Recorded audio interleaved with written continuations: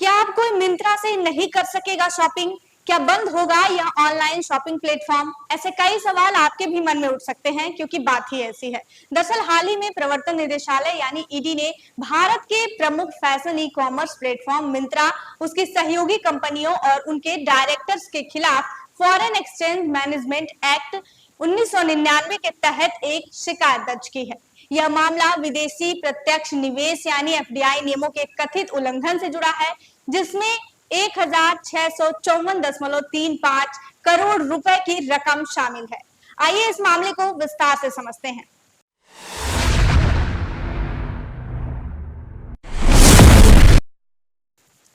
दरअसल ईडी के Bengaluru zonal office को विश्वसनीय सूचना मिली कि मिंत्रा डिजाइन प्राइवेट लिमिटेड, जो मिंत्रा ब्रांड के नाम से जानी जाती है, और उसकी सहयोगी कंपनियां होलसेल कैश एंड कैरी के नाम पर मल्टी ब्रांड रिटेल ट्रेड यानी एमबीआरटी कर रही थी, जो कि भारत की एफडीआई नीति का उल्लंघन है।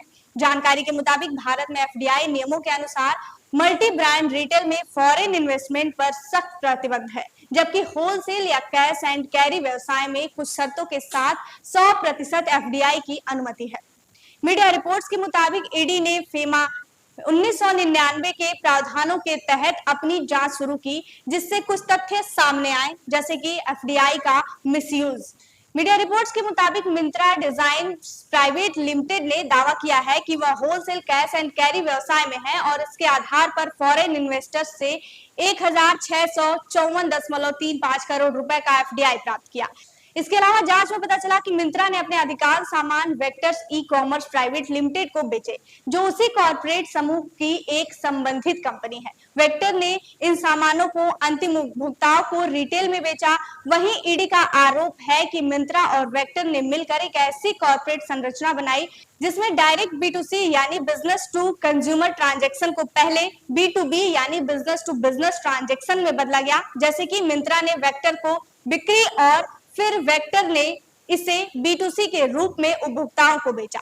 इसके अलावा ईडी ने यह भी दावा किया है कि 1 अप्रैल 2010 और 1 अक्टूबर 2010 को एफडीआई नीति संशोधन के अनुसार होलसेल व्यवसाय में केवल 25% सामान समूह की कंपनियों को बेचा जा सकता है, लेकिन मिंत्रा ने अपने 100% सामान वेक्टर ई कॉमर्स को बेचे, जो इस सीमा का सीधा उल्लंघन है। वहीं ईडी ने पाया कि मिंत्रा डिजाइन प्राइवेट लिमिटेड और अन्य ने फेमा की धारा 63B और 2010 की कंसोलिडेटेड एफडीआई नीति का उल्लंघन किया, जिसकी कुल राशि 1654.35 करोड़ रुपए है।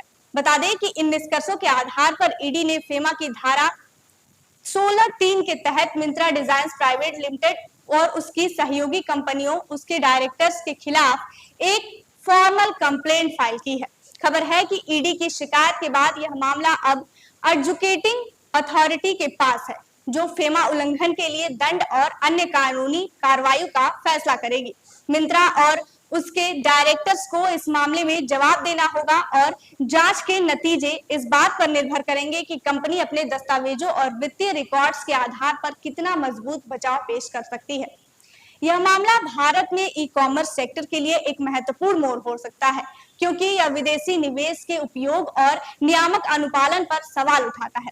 हालांकि ईडी ने कंपनी के कुछ दस्तावेजों और वित्तीय रिकॉर्ड्स की भी छानबीन शुरू कर दी है, ताकि यह पता लगाया जा सके कि विदेशी फंड्स का उपयोग गलत तरीके से तो नहीं किया जा रहा है या नियमों को जानबूझकर नहीं तोड़ा जा रहा है। वहीं मीडिया रिपोर्ट्स के मुताबिक इस मामले में मिंत्रा ने कहा है कि उसे अभी तक शिकायत की कॉपी या संबंधित पेपर्स मिले नहीं हैं। कंपनी ने एक बयान में कहा है कि हम भारत के सभी लागू कानूनों का पालन करने और उच्चतम स्तर की अनुपालन और अखंडता के साथ काम करने के लिए प्रतिबद्ध हैं। हम किसी भी समय अधिकारियों के साथ सहयोग करने के लिए तैयार हैं। मिंत्रा ने यह भी दावा किया है कि वह एक ऐसी स्वदेशी मार्केट प्लेस है जो भारतीय टेक्सटाइल और परिधान इकोसिस्टम को सशक्त बनाने और डिजिटल कॉमर्स के माध्यम से रोजगार सृजन में योगदान दे रहा है। बता दें कि मिंत्रा की स्थापना 2007 में हुई थी और 2017 में इसे फ्लिपकार्ट ने टेक ओवर किया था। 2018 में अमेरिकी रिटेल दिग्गज वॉलमार्ट ने फ्लिपकार्ट में नियंत्रण हिस्सेदारी ली थी। मिंत्रा के पास 70 मिलियन से अधिक मंथली एक्टिव यूजर्स हैं और यह 9,700 से अधिक ब्रांड्स के 3.9 मिलियन से ज्यादा स्टाइल्स की पेशकश करता है। आपको बता दें कि यह पहली बार नहीं है जब ई कॉमर्स कंपनियों पर एफडीआई नियमों के उल्लंघन का आरोप लगा है। पिछले साल ईडी ने अमेजॉन और फ्लिपकार्ट के कुछ सेलर्स पर विदेशी मुद्रा और एफडीआई नियमों के उल्लंघन के लिए छापेमारी की थी। ऑल इंडिया ट्रेडर्स कॉन्फेडरेशन ने भी बार बार विदेशी फंडेड ई कॉमर्स प्लेटफॉर्म्स पर गहरी छूट और प्रेडेटरी प्राइसिंग जैसे अनुचित व्यवसाय प्रथाओं का आरोप लगाया है। कुल मिलाकर यह मामला भारत में विदेशी फंडेड ई कॉमर्स और रिटेल व्यवसाय पर बढ़ती रेगुलेटरी मॉनिटरिंग को दर्शाता है। जबकि एफडीआई नियमों का उद्देश्य स्थानीय व्यवसायों को संरक्षित करना और विदेशी कंपनियों को भारतीय रिटेल बाजार में अनुचित लाभ लेने से रोकना है। मिंत्रा का यह मामला विशेष रूप से भारत और अमेरिका के बीच में चल रहे बिजनेस नेगोशिएशन के समय महत्वपूर्ण है। यह देखना होगा कि इस मामले में आगे की जांच और कानूनी कार्रवाई क्या परिणाम लाती है। मिंत्रा के खिलाफ ईडी का यह मामला एफडीआई नियमों के कथित उल्लंघन और जटिल कॉर्पोरेट संरचनाओं के दुरुपयोग को उजागर करता है।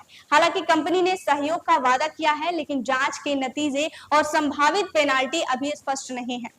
यह मामला न केवल मिंत्रा बल्कि अन्य ई कॉमर्स दिग्गजों के लिए भी एक बड़ी चेतावनी हो सकती है कि भारत में एफडीआई नियमों का सख्ती से पालन करना कितना महत्वपूर्ण है।